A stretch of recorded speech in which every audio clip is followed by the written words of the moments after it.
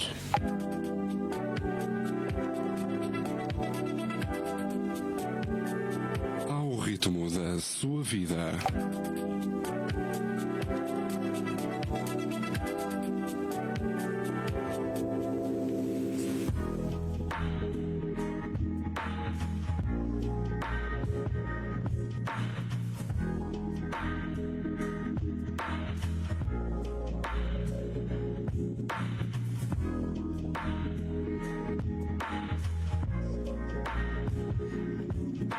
Sexto sentido, para ver, ouvir e sentir.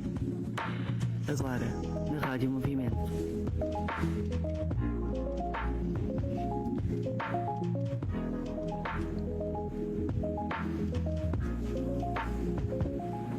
Rádio Movimento. Gostamos de estar consigo. Rádio Movimento. Sempre consigo em todo o mundo. Boa noite, estamos a iniciar o programa Sexto Sentido, o programa sobre sexualidade da Rádio Movimento. Eu sou a Marta Ferreira e hoje vamos falar de não maternidade, a decisão consciente de algumas mulheres. E vamos falar sobre este tema. Há 2 semanas falámos sobre adoção, sobre pais e famílias que decidem conscientemente ser pais por via da adoção e esta semana então vamos falar também do direito ou da escolha a não ter crianças, à não maternidade. E temos connosco aqui no estúdio a Ana Vaz, a Emma Fontes e temos por videochamada a Margarida Barros e, portanto, muito bem-vindas. Fico muito feliz por vos ter aqui connosco hoje na Rádio Movimento e gostava então de vos apresentar. Eu geralmente perguntava às pessoas para dizer quem são, mas dessa vez vou apresentá-las de uma forma diferente. Margarida, já está connosco? Olá! Eu não ouvi esta última parte porque a conexão da internet parece estar um bocadinho instável, não sei se me ouvem. Não, pronto, só estou a dizer quem são. Vou apresentar-vos agora, estava a dizer os vossos nomes, para falarmos então do tema da não maternidade. Então, Margarida. A Margarida é uma mulher curiosa que gosta de escutar. Intervém na sociedade, socióloga que decidiu investigar os motivos da não maternidade. A Ana é uma mulher livre, faz acontecer as mudanças, ativista determinada, child-free, porque escolheu não ter crianças. A Emma é doce e assertiva, terapeuta das minorias, preza muita liberdade na vida, no trabalho e nas não monogamias. Bem-vindas à Rádio Movimento. Podem ficar à vontade para falarmos das mulheres que escolheram a não maternidade. Bem-vindas. Obrigada, Obrigada.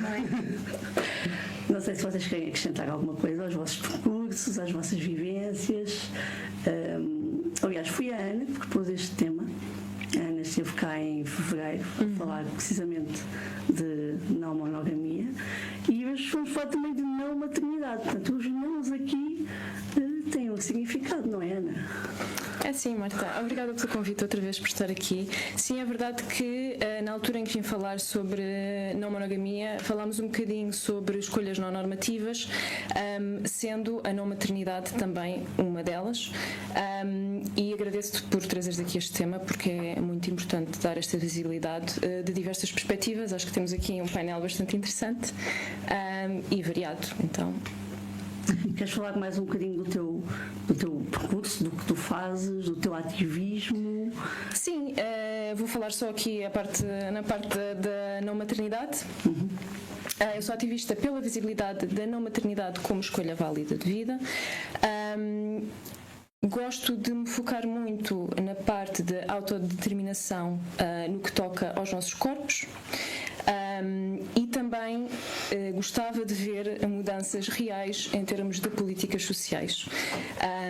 Vivemos numa sociedade que está muito virada para a construção de família, a monogâmica heteronormativa, mas também com crianças.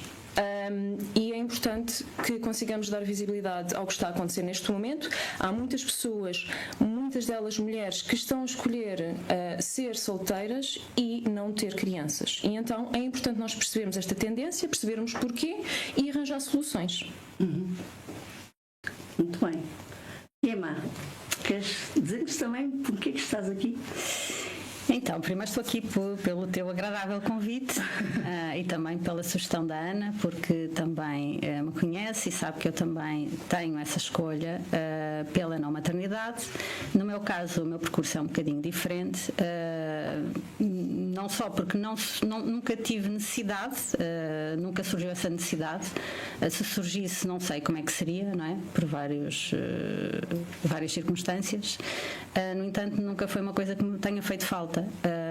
E muito pelo contrário, acho que a forma como eu vivo a minha vida e trabalho, consigo exercer muito amor, muita contribuição, e em vez de focar isso num só ser, ou maioritariamente um só ser, principalmente porque é dependente quando é criança, não é? Acabo por fazê-lo para a minha rede e principalmente comigo mesma, porque me permite ter uma autonomia que com uma criança a cargo e nessa dependência eu teria que ficar muitas vezes para segundo plano e portanto é uma escolha consciente que não foi rápida e que implica muita desconstrução do que é estrutural, mas já aí vamos. Sim. E é interessante, nós as três fomos à procura de quem estuda estes fenómenos e encontramos a Margarida Barros, que se juntou, era para vir ter connosco ao estúdio, não foi viável, mas está por videochamada e está pertinho na mesma. Margarida, esta escolha de investigar o tema da não maternidade foi também uma escolha, não é? E uma escolha também um bocadinho diferente da investigação mainstream, falemos assim desta forma. Pelo menos dos motivos mainstream. Sim. A escolha do tema como já tínhamos dito, teve uma dimensão muito racional, muito de querer investigar um tema sobre o qual em Portugal especificamente não é muito desenvolvido, a academia não se tem focado muito neste fenómeno. E por outro lado teve uma dimensão afetiva, porque eu queria muito trabalhar com a professora Teresa Joaquim e falar sobre a maternidade e a não maternidade como uma escolha consciente das mulheres. A Ana e a Emma já fizeram muito um resumo muito interessante dos principais contornos deste fenómeno e desta decisão, cada vez a ser assumida por mais mulheres, por mais casais, e focaram em aspectos muito interessantes que as mulheres que eu também entrevistei também focavam. Eu já estou aqui a falar, pronto, interrompam-me quando for. Não faz mal.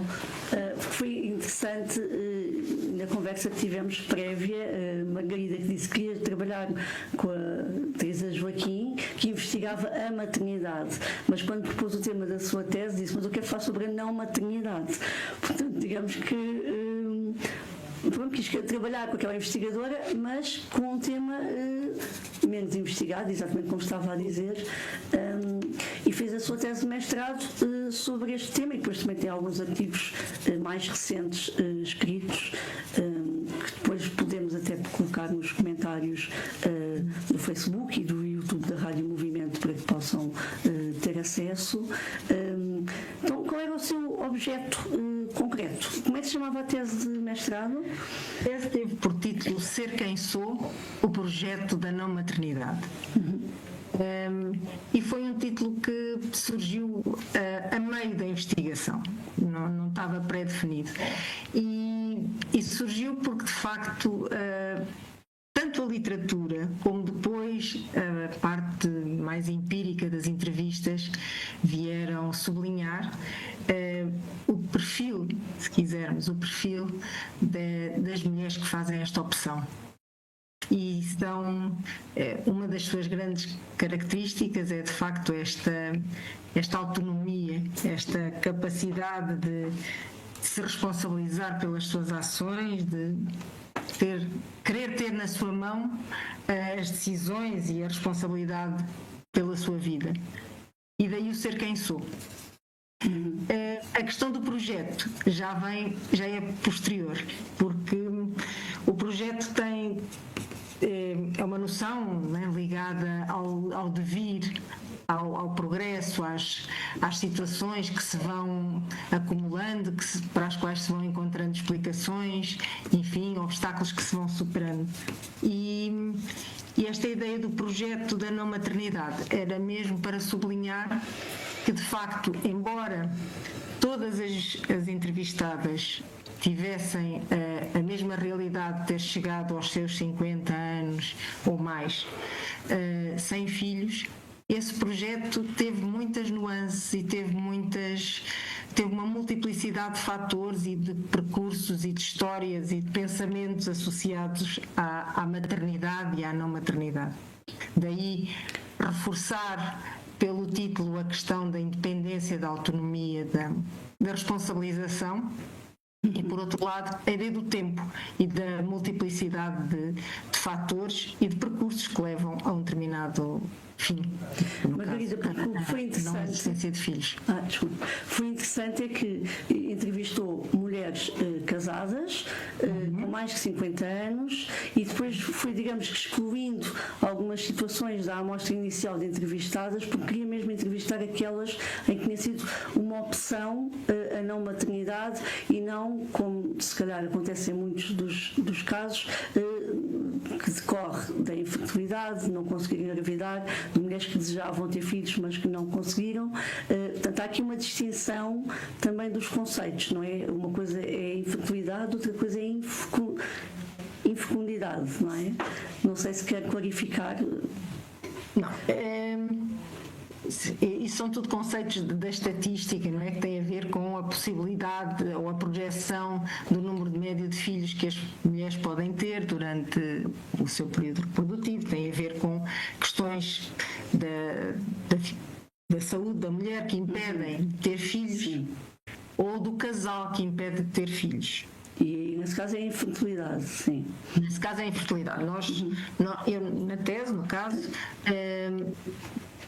não abrangeu esses casos. Vamos focar toda essa questão ter uma opção. Nós não queríamos tratar. Nós queríamos nos centrar nas condicionantes, no percurso, nos pensamentos, nas decisões que as mulheres que podiam ter filhos, o que é que as levou a não querer ter filhos? Era esse o foco. E quais foram os principais motivos que encontrou, assim, de uma forma mais sintética? Principais motivos é que se ressaltaram da investigação, das entrevistas que fez a essas mulheres? Ora, em primeiro lugar, o desejo de autonomia, de independência, de responsabilidade. Não queriam dividir com mais sujeito nenhum. Ou seja, a sua visão sobre os filhos, sobre as suas implicações, a parentalidade, todos os contornos que elas imaginaram para esses papéis, não lhes diziam nada. Não eram, se quisermos imaginar numa balança, tudo o que a maternidade e a parentalidade podia trazer de bom pesava menos do que outros fatores de realização pessoal, de autoconhecimento, de felicidade que estas mulheres conseguiam desenhar para si próprias. E por isso foram fazendo as suas decisões. Algumas mulheres conseguem decidir muito cedo que não querem ter filhos e fazem um conjunto de decisões para suportar isso, na escolha dos parceiros, nas escolhas profissionais, enfim, toda uma série, todas as decisões que convergem para a pessoa ter um determinado estilo de vida. Tem outros projetos de vida, não é? E então essas mulheres queriam essencialmente valorizar o seu eu, se quisermos, como o fim último da sua realização e da sua autorrealização. E essencialmente esse é o grande motivo. Depois temos outros motivos que têm a ver de facto com estes papéis sociais, do que é esperado que a mulher assuma como mãe, e era um papel que não lhes interessava, tanto pelo que viam, tanto pelo que analisavam no papel da sua própria mãe, como nos papéis das outras mães que enfim, circundavam e que as mulheres analisaram e que viram. Mais coisas importantes do perfil destas mulheres. Essencialmente, acho que esta trajetória, gostava mesmo de assinalar esta trajetória de autonomia, esta trajetória de autorrealização, de satisfação pessoal que elas encontraram fora da maternidade. Muito bem, é muito interessante também trazer os resultados da investigação, lá está, para o domínio público. Ana, no teu caso, tanto tu como a Emma, são situações bastante diferentes. É interessante, de facto, a investigação da Margarida ser sobre os casais e situações normativas, e de facto temos aqui esta diversidade de situações, não é? E que é importante, lá está, mostrar essa diversidade de opções, de escolhas e de realidades. Sim. No teu caso? O meu caso, eu faço parte do grupo de mulheres que se percebeu muito cedo que eu não queria ter nada a ver com a maternidade. Eu tenho 36, aos 24 já tinha 100% de certeza que nunca ia ter filhos. Antes ainda tinha pensado talvez, pudesse fazer este papel que é suposto por ser mulher. Mas aos 24 já sabia que isto não ia acontecer. Foi quando também entrei na não monogamia, portanto foi uma desconstrução conjunta de todo este sistema que nos envolve. Por vários motivos. Sim, a independência, mas muito também a necessidade de sair da unidade familiar para uma forma de vida em rede, em comunidade. Portanto, eu quero ter na minha vida pessoas que estejam alinhadas comigo e que não sejam só a minha família de sangue, e é por isso que eu tenho que me dar com elas. Portanto, vem muito nesta onda de dizer que não ao que é suposto só porque. E depois há outra coisa, só para termos aqui representatividade. Para mim, eu nego muito este determinismo biológico de que só porque nasci neste corpo de mulher e tenho um útero que pode ou não ser funcional, porque eu também não sei, que isso faz com que eu tenha que criar vida. Todo este processo de criação de vida, para mim, mete-me nojo mesmo. É todo um projeto que é alien. Eu sei que há muitas mulheres, eu faço parte de alguns grupos de mulheres que escolhem a não maternidade também por este motivo, que não querem ter coisas a crescer delas e a sair delas. Isto é uma coisa real. E acho que é importante dizer aqui que esse é um dos meus motivos também. Claro. Tens direito a escolher sobre o teu corpo. É isso mesmo. E mais motivos? Queres enunciar mais algum? Esses serão os principais. Depois há aquelas coisas mais complexas que fazem parte da desconstrução do papel da mulher, como a Margarida também já mencionou, muito ligados com a questão do corpo como não sendo uma ferramenta do patriarcado. O que nós temos ainda hoje em dia é uma binariedade do sistema, ou seja, nós temos as mulheres que são vistas, o corpo da mulher sendo visto como mãe, capacidade de dar à luz, no qual há uma certa ideia de uma certa pureza do que está certo, e depois temos o oposto a isso, que é a mulher que não usa o seu corpo e a relação sexual para criar vida, mas sim para ter prazer. E isso tem associações negativas. Ora, eu não acredito nesta forma de ver as coisas. Há muito mais do que isso. E, portanto, esta forma de eu ver as coisas também é uma luta contra o sistema e também faz parte do ativismo que eu faço, que é podermos nós, mulheres, escolhermos o que fazemos com o nosso corpo. A não maternidade é uma dessas escolhas. Usar o nosso corpo, explorar o nosso corpo e a nossa sexualidade para o nosso prazer e não para dor, porque o que acontece com a maternidade, esta é a minha percepção, é que as mulheres são vistas como tendo de dar esta dor, porque a maternidade é dor no parto, é dor na criação, é uma coisa a sair de nós, é nós perdermos no processo. Não é? Como dizia a Margarida. Sim. Exatamente. Nós podemos não fazer isso e podemos também desenvolver outros projetos. Porque não há só o projeto da maternidade, nós podemos ter os nossos projetos, como tu tens aqui, Marta, neste tipo de programa, sim, que é ativismo, que é trabalho comunitário, cidadania, e que são projetos válidos e contribuem para o bem comum. Exatamente. Portanto, este é outro motivo. Sim. Lá está, porque também a escolha, muitas vezes as pessoas pensam, as mulheres não querem ser mães porque querem investir na carreira. Ok, então é uma opção válida, mas também podem querer investir na contribuição para a comunidade, para projetos que... Eu vi um testemunho de uma jovem que dizia: eu quero deixar um legado ao mundo, que não tem que ser um ser humano. Pode ser um legado, neste caso ela intervinha na área da crise climática e da questão da sustentabilidade. Ela dizia: o legado que eu deixo ao mundo não tem que ser um ser humano, pode ser a minha contribuição para um mundo melhor, o meu ativismo. Emma, estás muito alinhada com a Ana, mas também com outras perspectivas, não é? Sim, diversidade.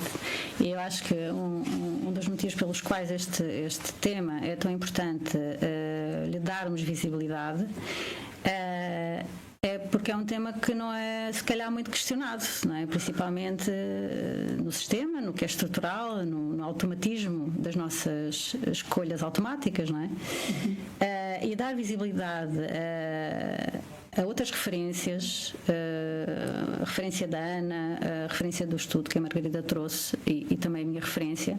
Há muitas pessoas que vai fazer muita diferença na vida delas, porque elas acharam durante muito tempo que não era possível outra forma de fazer as coisas e também acabam por limitar muito a contribuição que elas podem dar fora do doméstico, fora do cuidado, podem sentir culpa por não querer ser mães.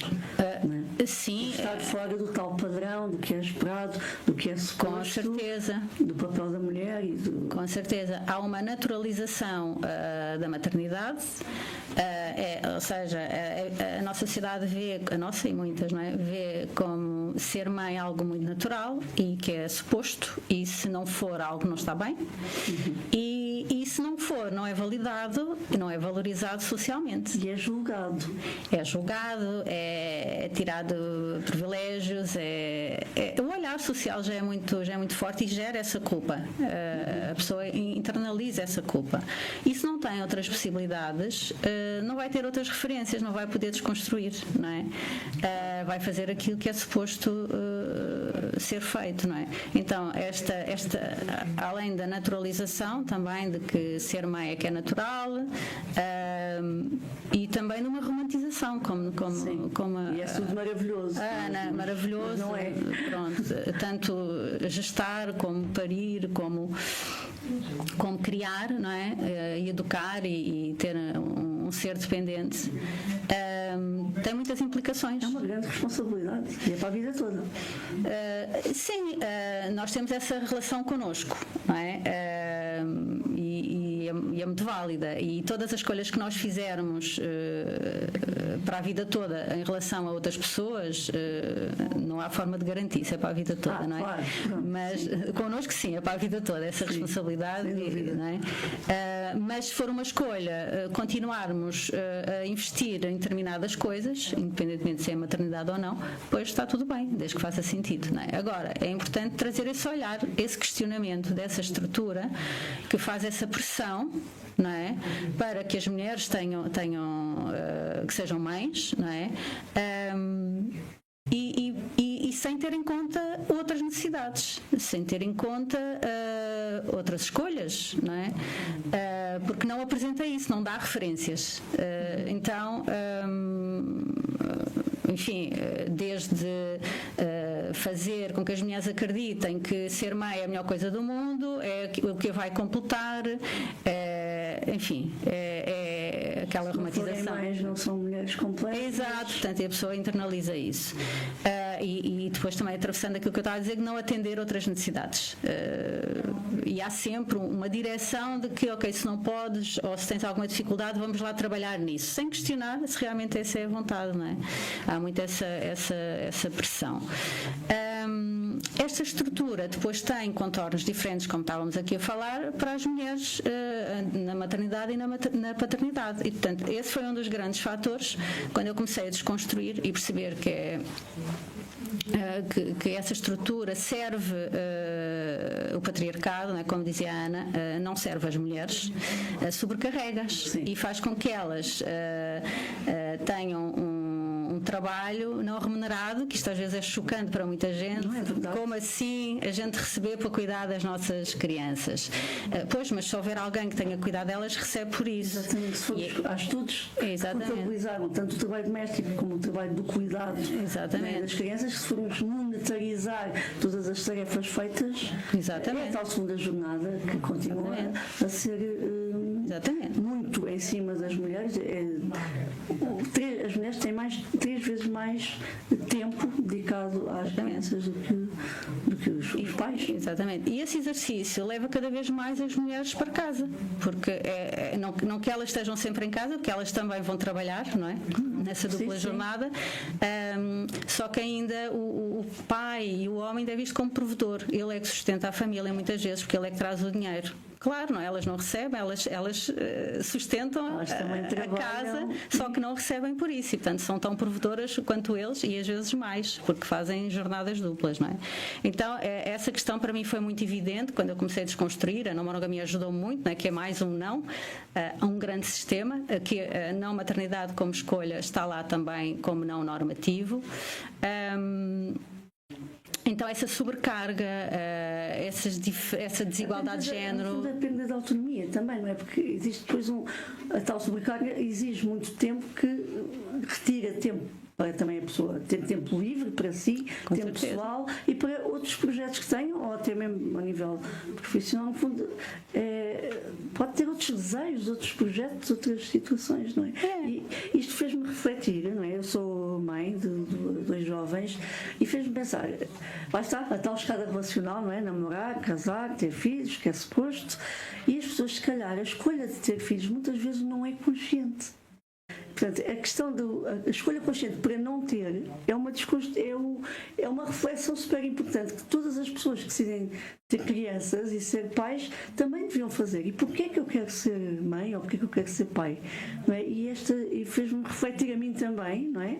Dos motivos, e é mesmo importante esta reflexão até para quem quer ter, porque depois vemos os números, não é? De sinalizações nas comissões de proteção de crianças e jovens, que são mais 70 mil crianças intervencionadas anualmente, de facto, de pais que não conseguiram, de facto, exercer o seu papel de forma protetora e cuidadora o suficiente para as crianças, e que implica a intervenção do Estado para que essa situação se reponha e que os direitos das crianças sejam salvaguardados.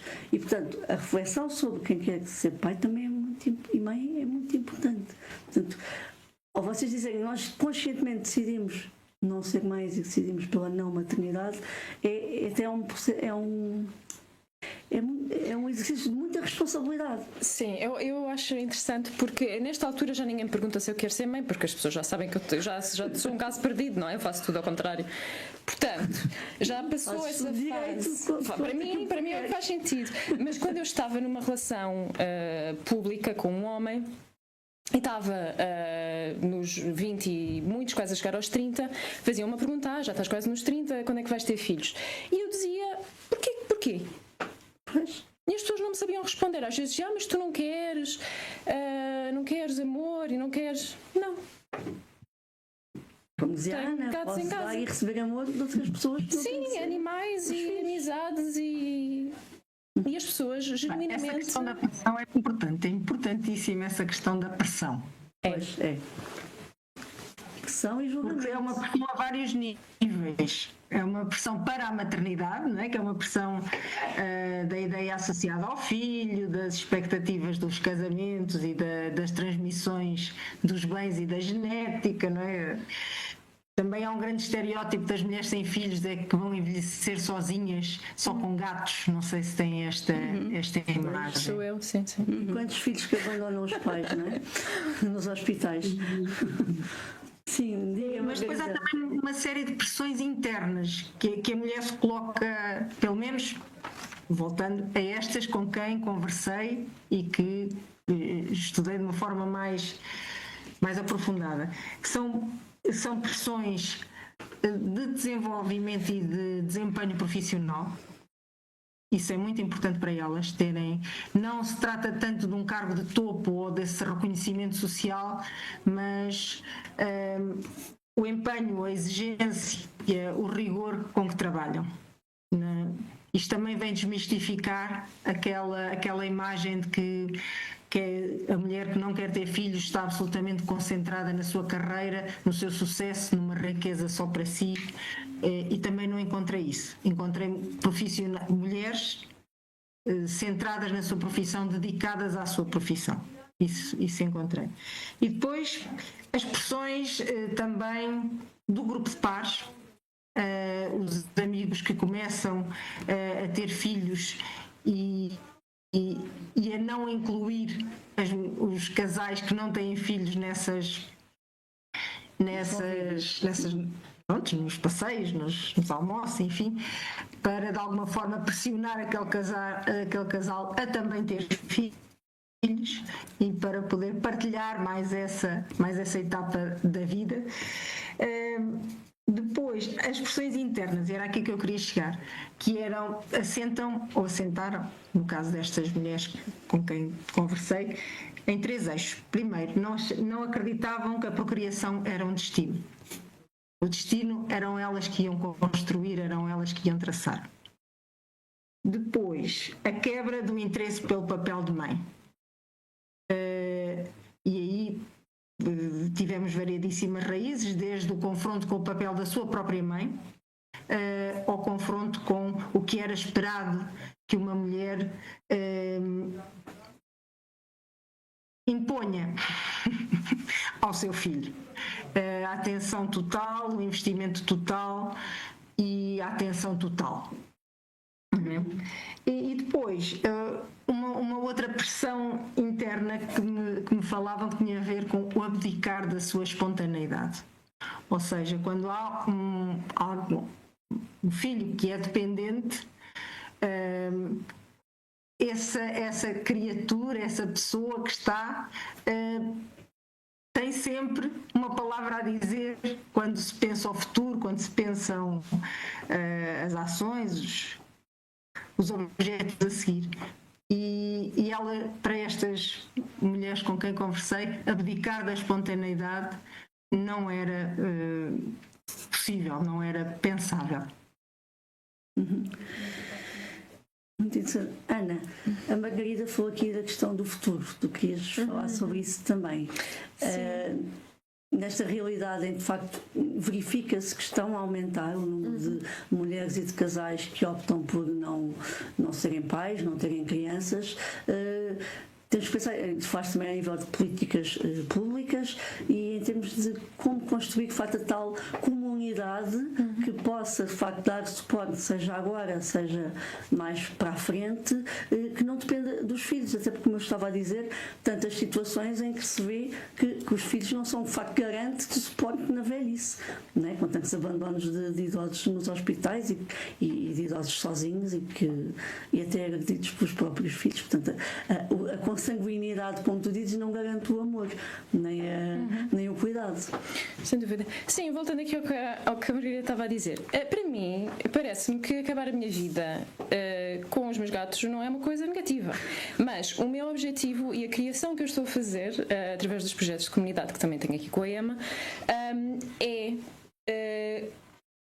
estar com pessoas que tenham ideias semelhantes para que possamos em conjunto construir comunidades sustentáveis para um futuro pronto, isto já é aquele sonho, mas numa aldeia criada por nós, possamos ter as nossas unidades onde habitamos e termos um centro comum, uma sala de exercício, podemos ter consultas com pessoas que vão lá visitar para nos darem serviços de mobilidade, yoga, mesmo consultas médicas, temos uma pequena horta, podermos dar workshops, também ligado com a questão da sustentabilidade. Este é o futuro que eu quero. O que é possível neste momento? Porque isto seria daqui a 30 anos, 40 anos. Neste momento, o que é possível, o que é importante, em termos de políticas, é a questão da visibilidade e da educação, através destes programas, mas também muito mais na parte das escolas. Ser dito que a escolha de vida, esta escolha de vida, de não parentalidade, é válida. Depois, em termos de empresas, eu gostaria imenso de ter acesso a políticas internas na empresa que teriam de ser apoiadas pelo governo, em que houvesse algum tipo de benefício fiscal para as pessoas que escolhem a não paternidade e a não maternidade. Isto é importante. Os benefícios todos são feitos para o casamento e a criação de família. É importante dar benefícios fiscais de algum tipo às pessoas que têm também despesas e às vezes têm mais despesas porque vivem sozinhas. Reconhecimento social é importante, mas isso faz-se através da educação, e a criação de um sistema de apoio comunitário para as pessoas que vivem assim. E quem diz pessoas que vivem assim não somos só nós, são as pessoas idosas que neste momento até podem ter filhos e filhas, mas que estão efetivamente sozinhas. É preciso desenvolver um sistema comunitário que apoie estas pessoas. E nós temos que caminhar para aí, porque nós estamos a isolar-nos cada vez mais. E então o objetivo é sair deste isolamento e criar sistemas que apoiem todos os estilos de vida. Porque realmente não há garantia que com crias ou sem crias que essas pessoas vão cuidar de nós quando nós envelhecemos. Claro. Emma, o que é que queres acrescentar? Ora, pegando aqui temas que ainda querias abordar, que ainda não chegámos lá. Pegando aqui nos benefícios para a família, não é? É uma família ou nuclear ou de sangue, porque os benefícios são só para aí. Porque se eu quiser chamar de família a minha rede de suporte e de afetos, legalmente não é considerada. Não é considerada, portanto não há os mesmos direitos. E isto, por exemplo, ao nível do cuidado, não é? Portanto, se vives com uma amiga que tem filhos ou filhas, por exemplo, se ela não puder deixar de trabalhar, tu não podes ter, por exemplo, assistência à família, não é? Para cuidar da criança, porque ela não te é parente. Exato, mas aproveitando aqui que mas cuidas, lá está. Exato. Cuidas. Sim, existe, mas dando aqui o foco à escolha pela não maternidade, existem uma série de necessidades sociais e comunitárias que, por nós termos um treino de muito isolamento, aparentemente não, porque nós ainda achamos que casar e ter crianças que não é isolamento, mas a gente isola-se de tudo o resto, e se aquele pilar falha, ou se a criança cresce, jovem, faz adulta, vai embora à sua vida. Muitas vezes, sendo uma maternidade pela escolha errada, em que a pessoa está com a expectativa de ser cuidada e a criatura vai para a vida, e faz muito bem, isso é cobrado e as pessoas ficam de forma isolada. Eu tenho neste momento uma mãe com 77 anos e que pela primeira vez, eu estou atenta, não é? Ela não vive aqui perto de mim, mas eu vou ter que criar o projeto mãe. O meu próximo projeto é o projeto mãe. Porquê? Porque ela está isolada. Pois.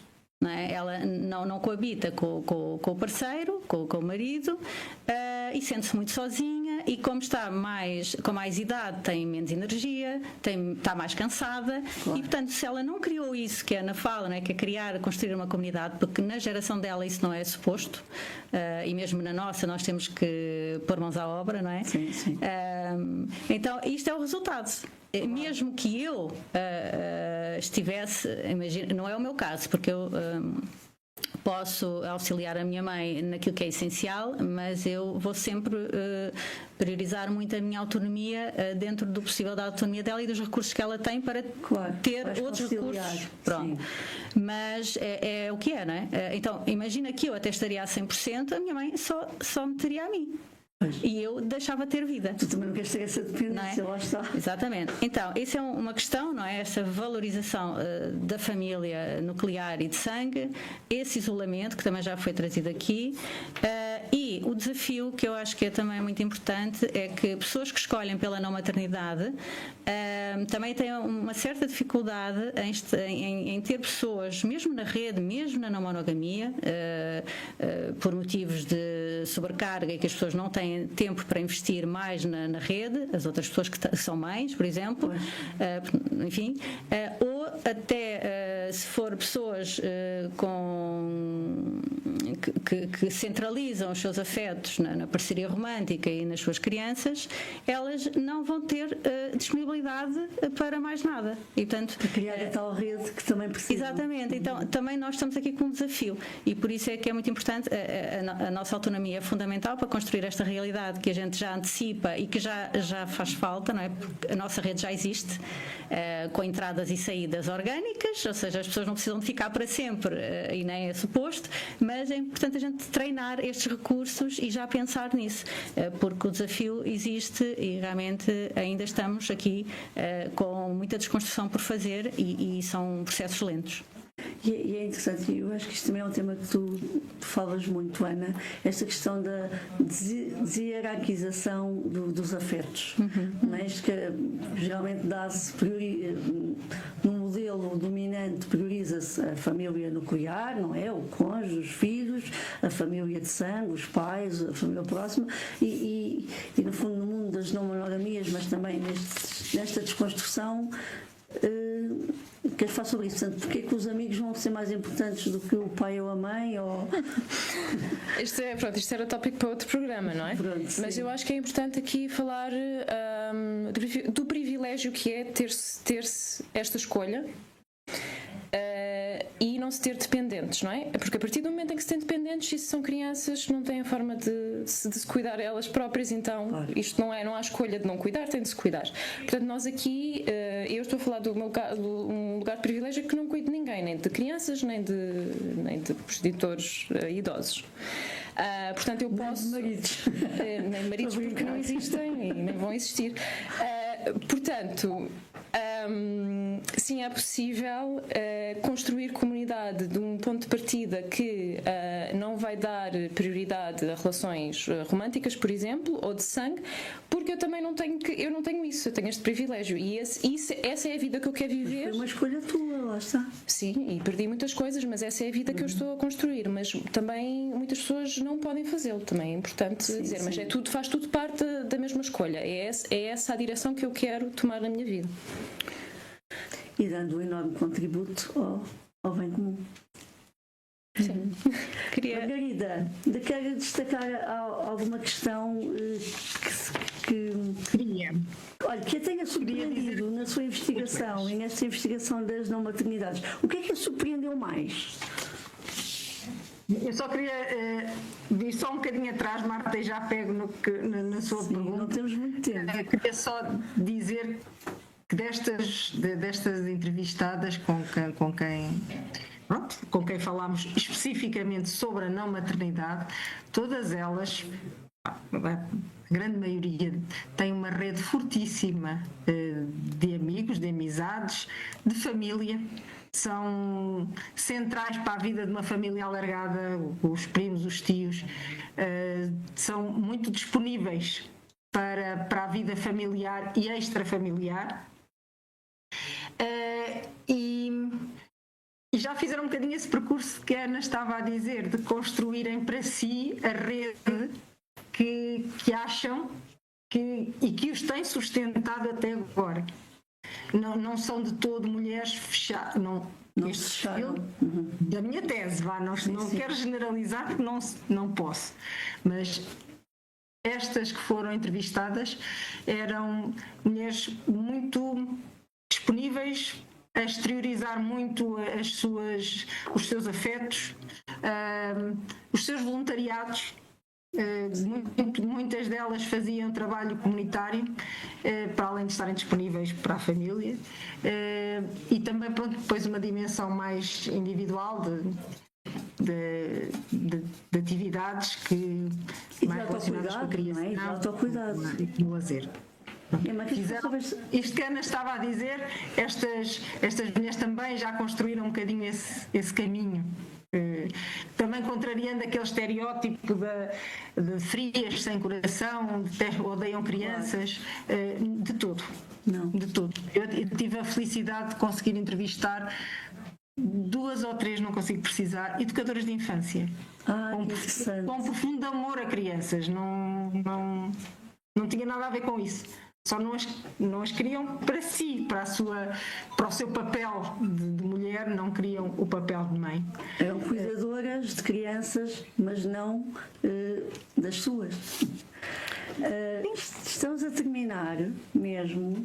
Eu queria agradecer-vos, foi muito interessante. Eu achei muito interessante estudar este tema da não maternidade. Era um tema que eu de facto nunca tinha explorado e, portanto, muito obrigada também pelos vossos testemunhos e à Margarida por também tornar público os resultados da sua investigação sobre este tema e, portanto, dizer às mulheres que o seu papel não está determinado à partida.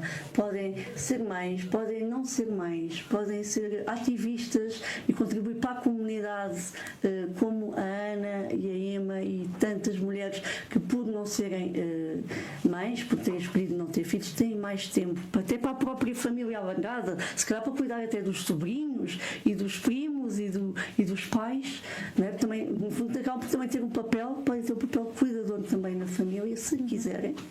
E foi o programa Sexo Sentido, hoje sobre a não maternidade. Muito boa noite. Boa noite.